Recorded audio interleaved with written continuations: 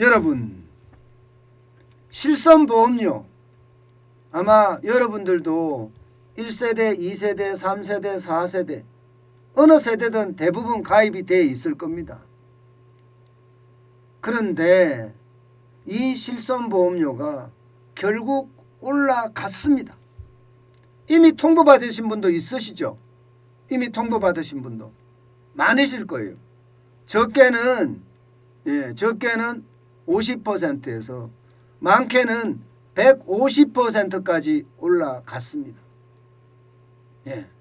아직 정부의 구체적인 발표도 나오지 않았지만 각 보험사마다 이만큼 올리겠다 예비로 지금 알림을 날린 거예요. 실제로 말입니다.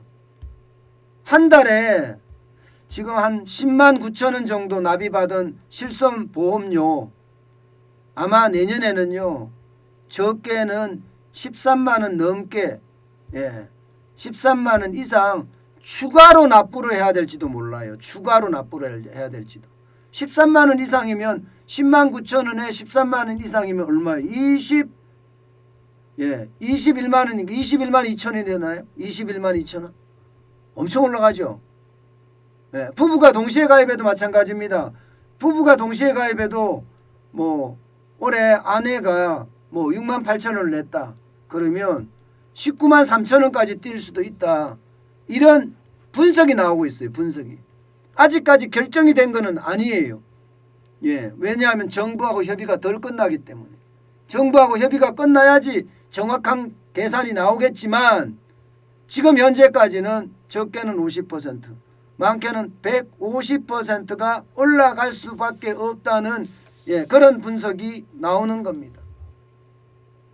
그러면 여러분들이 지금 내는 실손보험료 있잖아요. 한 달에 20만 원, 30만 원 낼 것 같으면 그거 왜 들어요? 주변에서 그런 이야기 많이 합니다. 차라리 한 달에 20만 원, 30만 원을 실손보험료를 더니 그냥 주식에다 계속 넣어놨다가 삼성전자 주식이나 계속 사서 나중에 아프면 그거 팔아서 병원에 가면 되지 않느냐. 이런 얘기가 나올 정도입니다. 이런 얘기가. 우리는 의료보험이 기본적으로 있습니다. 의료보험이 기본적으로 있으니까 차라리 그게 더 낫지 않겠느냐 하는 이야기가 나올 정도로 실손보험료가 폭등하고 있는 거예요. 폭등. 게다가 자기 부담률도 점점 늘어나죠. 여러분 이거 한번 보세요. 1세대 같은 경우는 본인 부담금 제로예요. 없습니다. 없어요. 1세대. 근데 갱신 주기가 1년, 3년, 5년짜리 이렇게 세 가지가 있습니다. 그러면 본인 부담금이 없는 대신에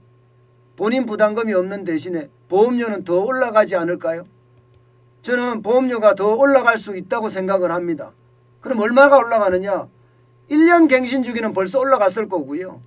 이제 3년 갱신 주기는 3년 동안 올라야 될 거 한꺼번에 오르는 거예요. 3년 동안에 올라야 될 거.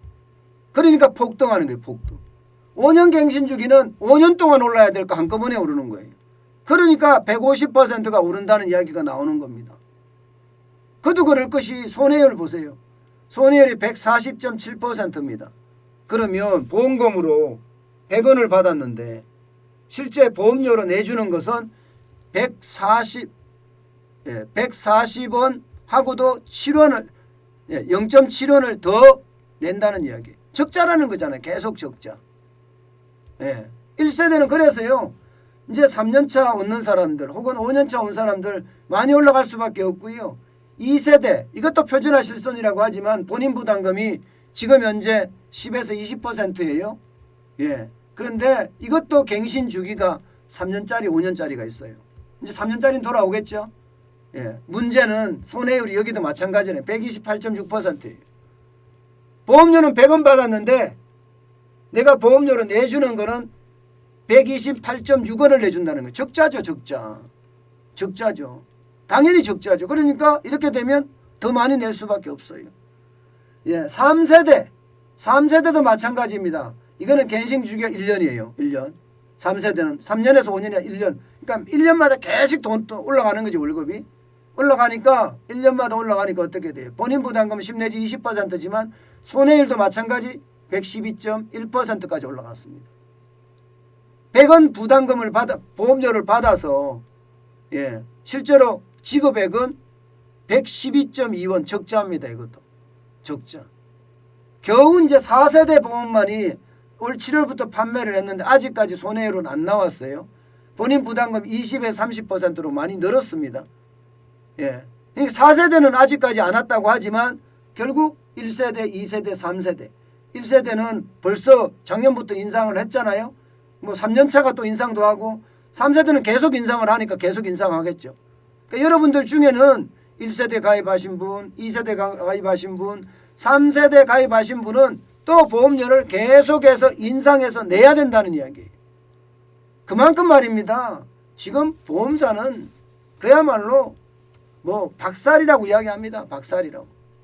2022년 내년만 하더라도 3조 9천억 4조까지 적자가 나고요. 2026년에는 8조 9조까지 적자가 나고요. 2031년에는 22조 9천억 원 23조까지 적자가 난다는 거예요.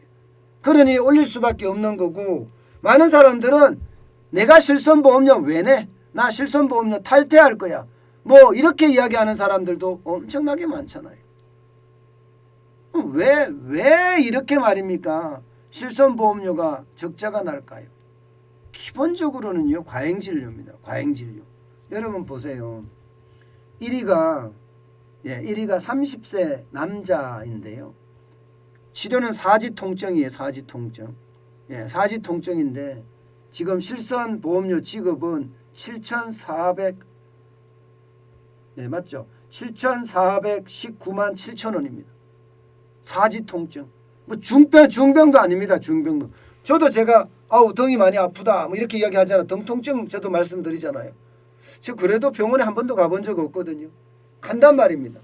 게다가 보세요. 2위도 마찬가지 72세 여자분인데 7,416만 1천 원입니다. 여기도 신경계통의 상세불명 퇴행성 질환 뭐 도수치료, 체외 충격파 치료 이런 거예요. 이런 거 여러분 뭐 어디서 막 치료받으라고 막 하는 사람 되게 많아졌죠. 주변에. 이게 실손보험료 빼먹는 거예요. 실손보험료 빼먹는 겁니다. 그 3위나 4위도 마찬가지입니다. 대부분 보면 중병이 아니라 도수치료나 혹은 체외 충격파 치료예요. 쉽게 말하면 가서 계속해서 하루에 뭐 하루는 아니더라도 뭐 일주일에 한 번씩 가서 치료를 받는다는 거예요. 과잉진료를 하니까 적자가 늘어나고 적자가 늘어나니까 결국은 실손보험에 1세대, 2세대, 3세대는 다 올리고 많게는 50%에서 150%까지 올리는 최악의 상황이 된다는 이야기가 됩니다.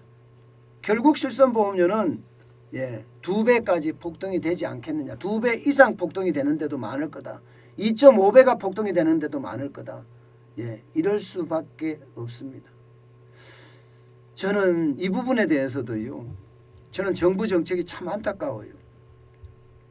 이게 말입니다. 실손보험료가 이 정도로 적자가 뭉칠 때까지 적자가 앞서 보여드린 것처럼 엄청난 적자죠. 이게 전 국민이 실손보험료를 들었기 때문에 이게 안 한다는 건데 저는 시장을 이렇게 개입해서 안 된다고 생각합니다. 시장을 이렇게까지 개입하니까 지금 이거 어떻게 할 거예요? 이거 결국은 국민 불만만 더 커질 거예요. 국민 불만만. 만약에 시장 원리가 적용이 됐다면 말입니다. 기업들 입장에서는 손해를 보니까 올리는 거예요. 올리면 올리는 만큼 탈퇴를 하겠죠. 탈퇴를 하겠죠.